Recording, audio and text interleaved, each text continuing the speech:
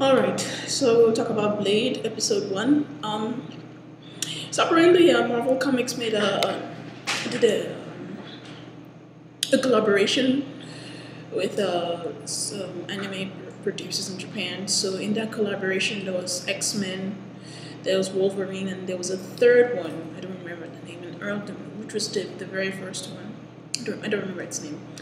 Um, Generally, I've sort of stayed away from those anime because the art style was not to my taste. It's a little too masculine, if you understand what I mean. It's a little too it doesn't appeal to me.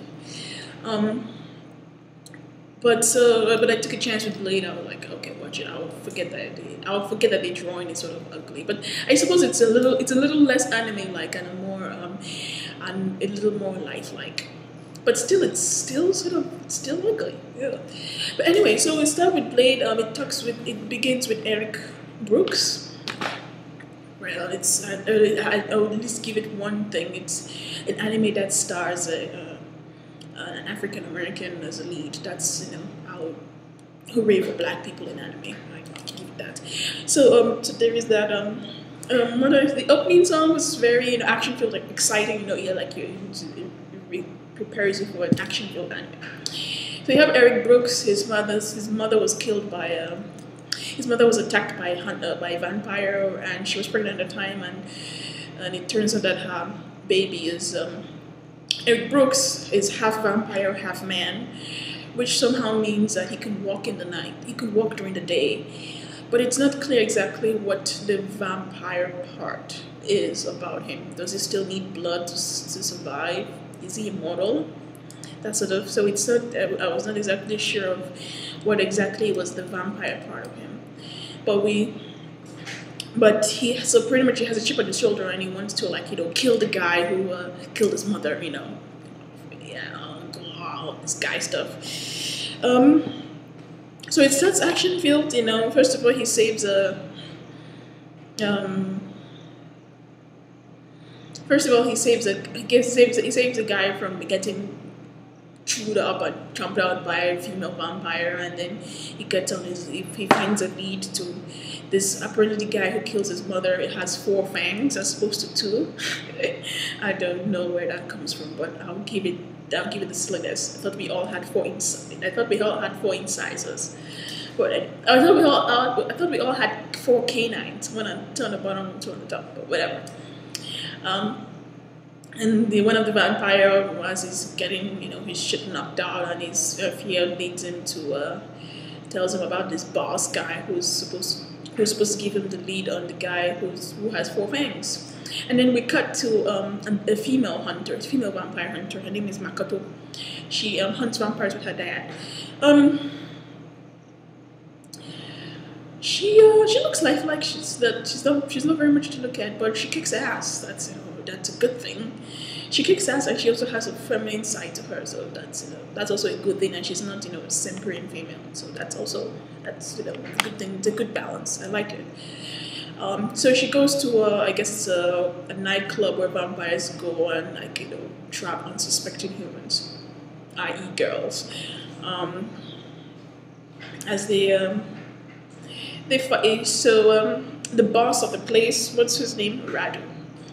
The boss of the place thinks that she did. When she enters the bar, all the vampire eyes light up, saying, "Oh, human just entered the bar," and then the boss of the place, Radu, invites him to his private VIP suite. So she's all acting all innocent, but then when she finally, but when she switches to her violent side with this awesome kick to his head, that was very dense. That was but it's a bit underwhelming because you're like, okay, if this guy is such a huge deal, shouldn't he have anticipated the kick and move to the side a little bit, have some sort of have some sort of heads up. After all, he is a vampire. Whatever he is, he's supposed to be a vampire. It turns out but still the woman hits him right on the head. That was a good kick. And then a lot of fight ensues in which they all go guns blazing, and she has, I don't know what they call it. I don't know what she has on her, iron knuckles. I don't know, has silver points. You know, she goes guns blazing, half hidden. She hunts with her dad. Which is a strange combination. I mean, what dad will like willingly be hunting vampires with her daughter? But whatever, it's cool. It's nice. And they go guns blazing and trashing the place to kill all the vampires, and the the action scenes are a bit maybe so, because you don't really see much play. It's pretty much one hit. What happens is that they hit once and then the vampires like turn to fire. So you have splashes of fire and like one hit wonders. So it's a bit it's a bit underwhelming, but still it's action filled, stupid balance, whatever.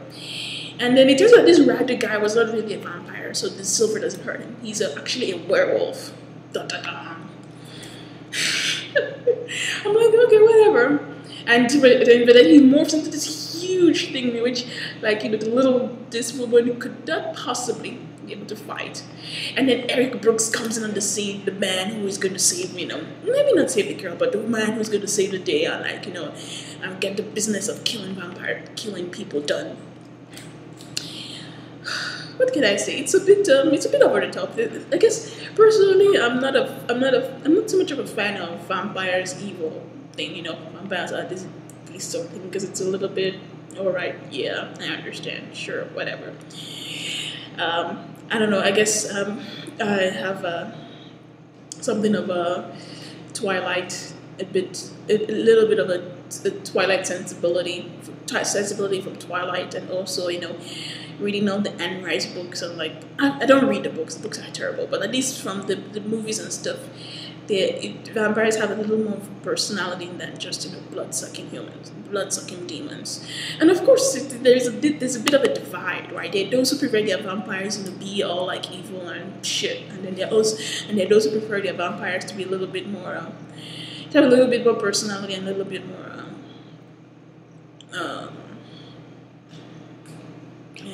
a little bit more character to it.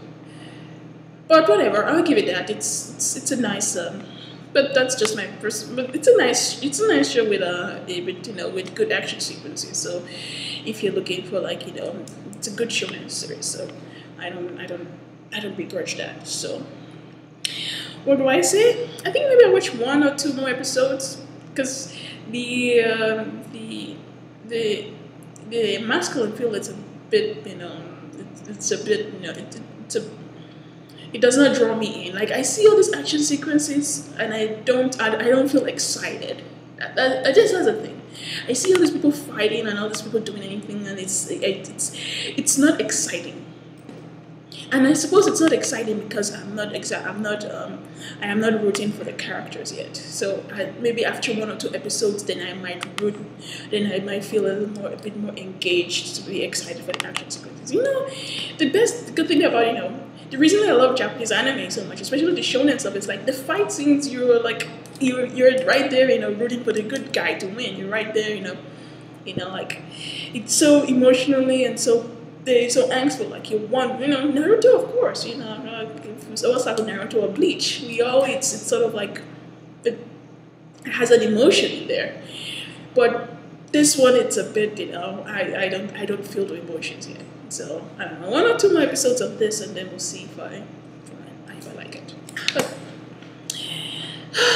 next time, I think I'm going to talk about Blood Sea. See ya.